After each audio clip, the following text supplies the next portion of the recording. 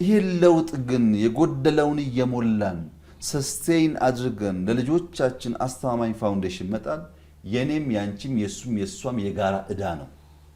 አንዱ ጥያቄ አንዱ መላሽ ሳይሆን የጋራ ዕዳችን ነው። ማድረግ አለብን፣ መጨከን አለብን፣ መድከም አለብን፣ ዋጋ መክፈል አለብን። ለማን? ለልጆቻችን። ሳንደክም የሚመጣ ውጤት የለም።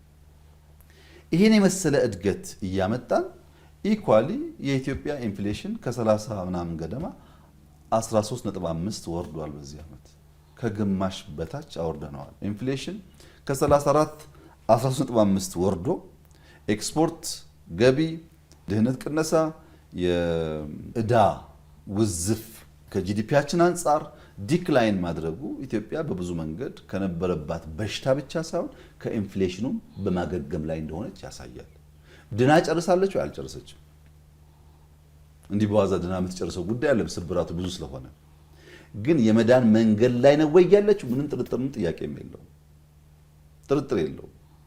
የገነባናቸው፣ የሰራናቸው፣ ያሳካናቸው፣ የጨረስናቸው የልጆቻችን ዕዳ የቀነስንበት ልክ ኢትዮጵያ በማገገም በመዳን ላይ እንዳለች ማንም ሰው አስረጅ ሳይኖር ሊገነዘብ የሚችለው እውነት ነው፣ ሀቅ ነው።